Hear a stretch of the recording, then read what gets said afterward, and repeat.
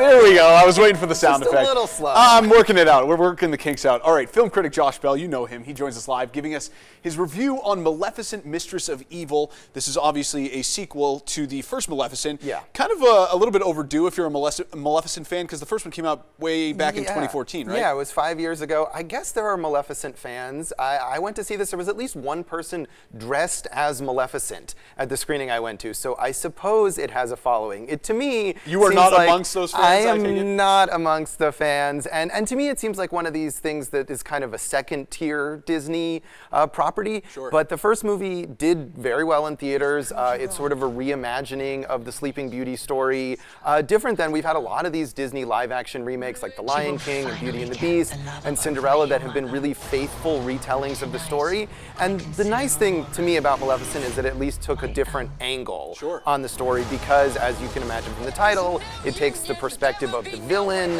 played by Angelina Jolie, who of course we see is not really a villain because she's the title character, so she has to kind of be nice and pleasant, and now she's back. Right, and tell me a little bit about her character.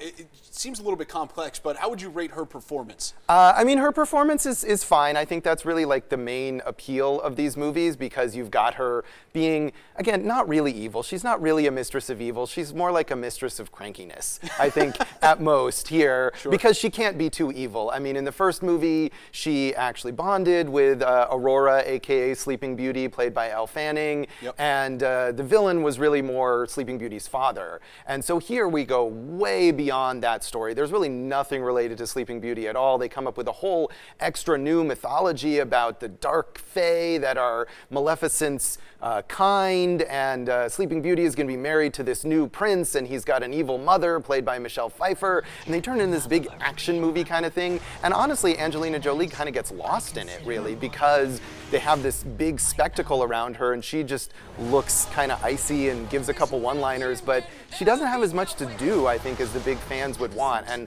I just kind of wonder if they know what the point of this franchise is. Yeah, I mean, it seems like a missed opportunity given the fact that she is the title character of the movie, and it sounds like they kind of blew the opportunity there. Yeah, a little bit. I mean, she doesn't even act that much anymore. She's only in a handful of movies these days, and I think they have her and they maybe don't quite know what to do with her.